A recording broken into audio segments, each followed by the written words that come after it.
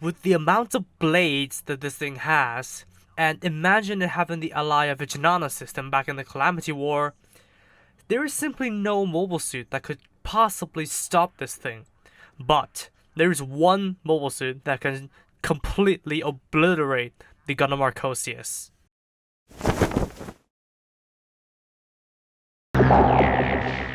What is going on, guys? MG2005 Gundam here, and today I'm going to be reviewing the high-grade Gundam Marchosias from Gundam Iron-Blooded Orphans Urdr's Hunt.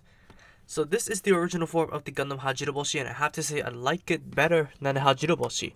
Now, the reason that I like this is because of its bulk, basically contributed by the side skirts and the backpack.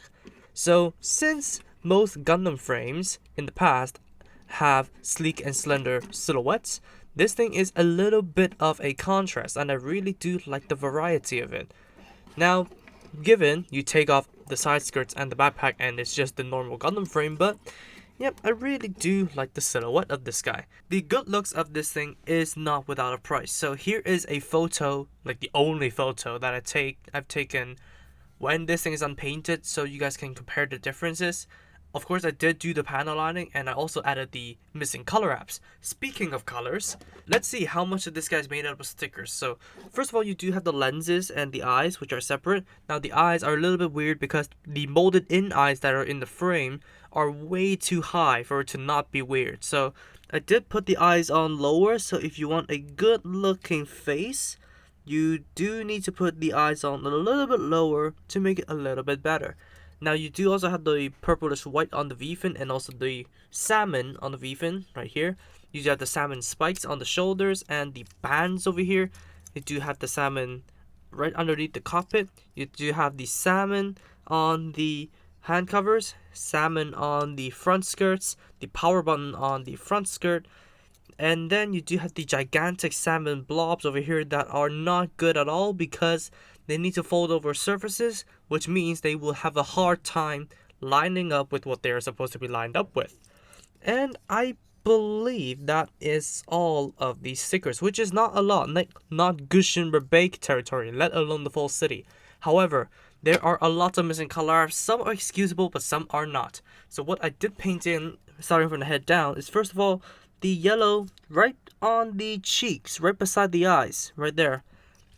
And then you do have the yellow here on the chest, the yellow on the waist, all the yellow on the shoulders, and the yellow on the claws right here, the black, basically using what I can have closest to the gray, the black on the forearms right there, and then you do have the yellow on the front skirts, the yellow on the inner side of the crotch right there, and then you do have the black right on here, the red over here, which is the closest thing that I had to salmon red, which is the metallic red Gundam marker.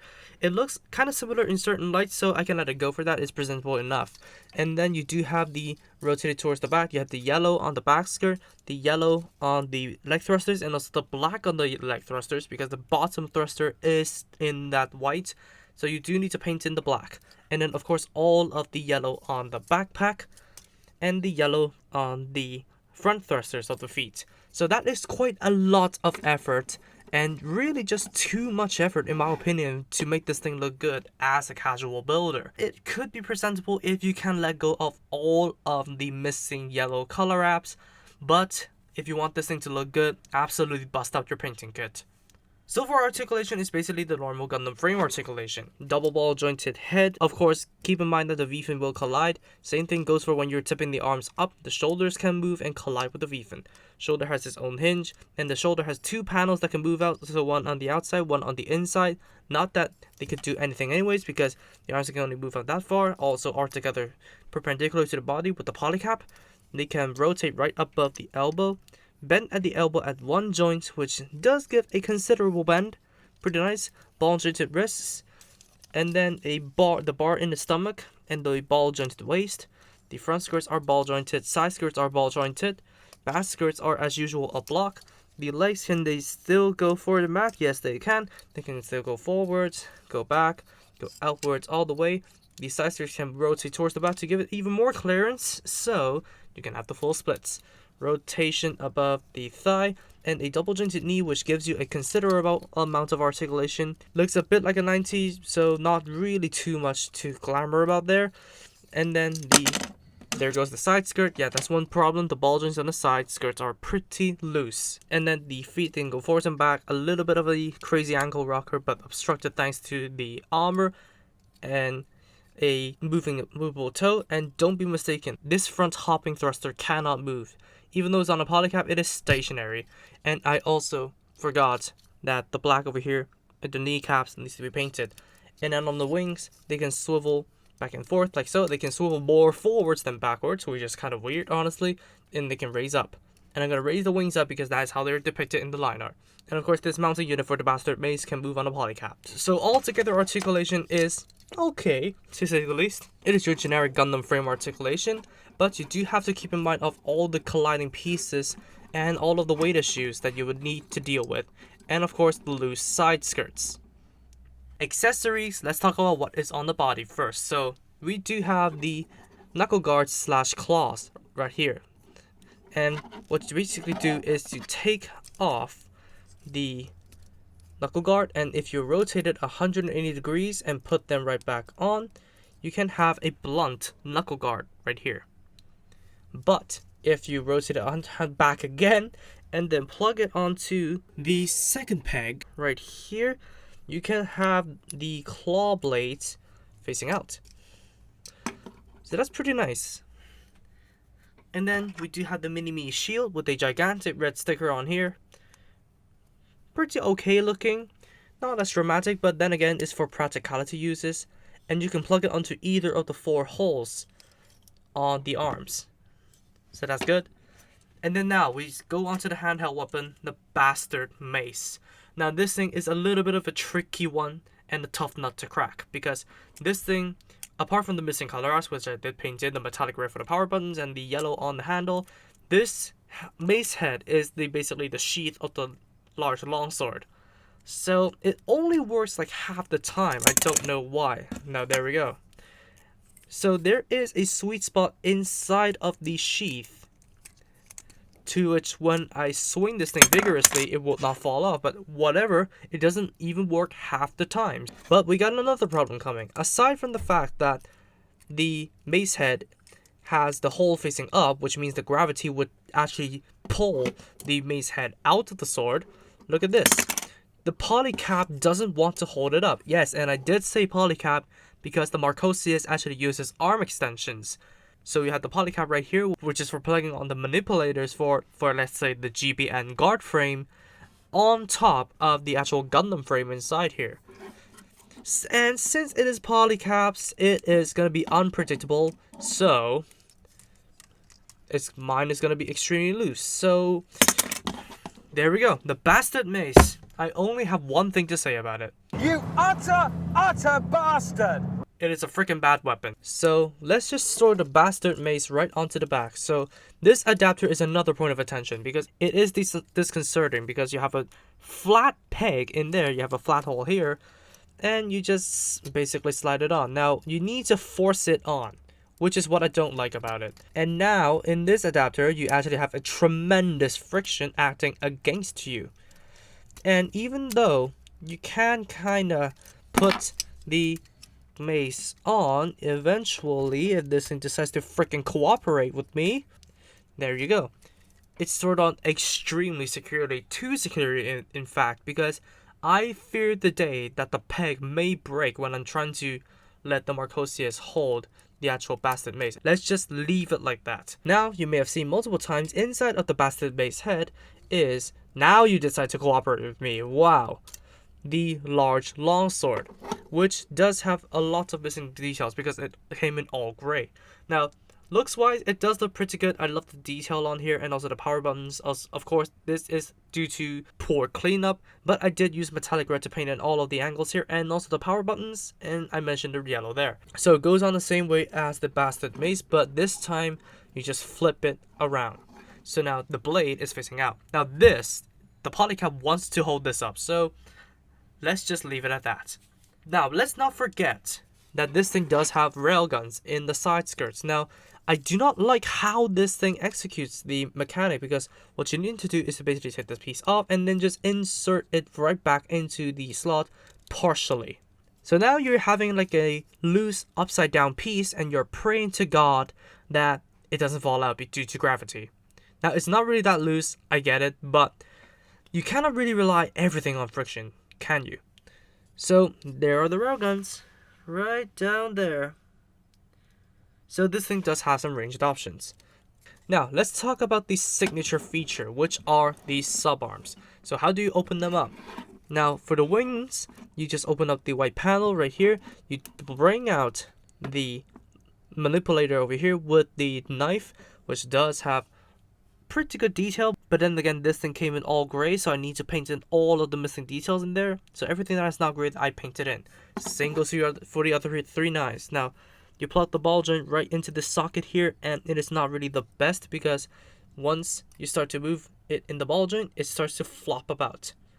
I do not know if I'm doing anything wrong here, but tightening the ball joint could be an easy solution. Now for the side skirts right here, I'm going to take them off just for clearance. So basically what you do for the side skirts is you just open these up. Sometimes the blade wants to go with it, sometimes it doesn't. Most of the time it doesn't, so it doesn't really matter. Now you just flip the blade around to whatever angle you want. I can't really decide here. And just rotate the arm out. So there you have the arms deployed. And of course the knives can be held on by the normal hands, so that's not really too big of a problem. So this thing does actually have 4 backup weapons. In terms of articulation for the sub-arms, for the waist, you do have the double hinge. First of all, the ball joint up there, and then you do have a swivel joint down here. And then of course you do have the ball joint over here, so you can do a little bit of rotation and also the ball joint in the manipulator, which isn't the best, but it is way better than the ones in the wings. So the wings, of course, you can utilize the normal wing articulation, and then you do have the opening joint over here, and then you do have a swivel joint over here. Be careful though, because I already stressed this one already. I do not want to break it. And of course you do have the ball joint of the manipulator, which is basically just a floppy stick. Now speaking of the sub arms, the one question that I had is whether or not this thing could hold, and let me be careful here, flat-handled weapons. Well, I do have the GM's Sniper Rifle 2 right here, and without any problem, this thing can hold it.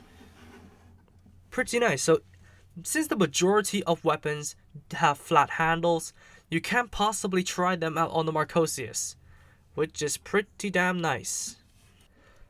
So that's going to be all the accessories for the Gundam Marchosias. So, for comparisons, there is a whole roster of kits that I would like to compare this guy to.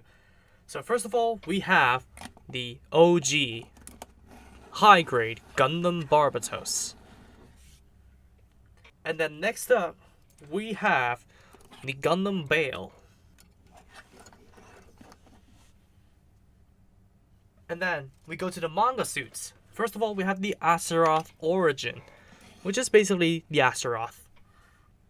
And then finally, we will bring in the Gundam Dantalion. Now that's going to wrap it up for the Gundam Marchosias review. Now to be honest, I am a little bit disappointed about the kit. Now let's give it the credits first. It does look good. I really like the silhouette, and the articulation is on par with the other Gundam frames, although it has such bulky armor. The sub-arms look good, and the knives and also the large sword is a welcome addition to the arsenal. Apart from that, the sub-arms can hold the majority of Gundam weapons because a lot of them are flat-handled, for the trade-off for not being able to hold the less common round-handled weapons. Now, this is where the praise ends, because there are a lot of points to address. First of all, it is going to be the color separation. Now, I can, and I mean absolutely can, forgive them for not implementing the minute yellow detail. But some of the salmon stickers can be molded in plastic. For example, the shield over here, this thing could easily be a plastic piece. And the sub-arms over here, these pieces can easily be plastic pieces. So, if Bandai put up their budget a little bit higher, they could possibly make some more of the salmon pieces from stickers to plastic instead of counting on stickers. And of course, one of the gripes is this piece right here. This wing piece is a separate piece. They could easily have gone with the red and instead want us to paint in the white over here. So second of all, it is going to be the looseness of the parts. So the side skirts and the backpack was loose. Now the side skirts are loose still right now because I haven't glued them in, but the backpack I did glue them in. And of course you do have the gigantic disappointment that is the bastard Mace head, because that thing only works like 25% of the time now that I think of it, because the Mace head, even without me just swinging it vigorously, always falls off. To top it all off, the polycaps in the arms cannot hold up the weight of the bastard Mace. Now the polycap issue, it could be only on my kit, so if you have different experiences, tell me in the comments below. But the choice to go for polycap arm extensions when they have the Barbatos Lupus to base it off of is completely and utterly mind-blowing, because I cannot think of a reason why they would not go for solid plastic arm extensions, but instead opt to go for polycaps. And also, final thing, the clamps over here, the manipulators on the wings, are really loose. I can flick this thing and it could just simply just go flying off into space. So yeah, with all of that said, and yes, I mean all of that said, this thing is only a 5 out of 10. Now I really want to give this guy a higher mark, but this guy has just way too many issues. I thought the only problem was gonna be the color separation and that's only, but no. You still have the looseness issues, which you can easily solve with glue. However, man, this thing was seriously overhyped by everybody who was looking forward to buying this thing. Now, it is a 5 out of 10 to me, so it's falling into the category of buy it if you want to, don't get it if you don't. It is just a average kit. So that's it for me. Thank you all so much for watching this video. If you did like it, please be sure to drop a like, comment, and also subscribe for more gunplay reviews, gunplay news, and all that kind of stuff. Subscribe to the featured channels on my channel page if you haven't, and I'll see you all in the next video. Peace out, guys. Bye bye.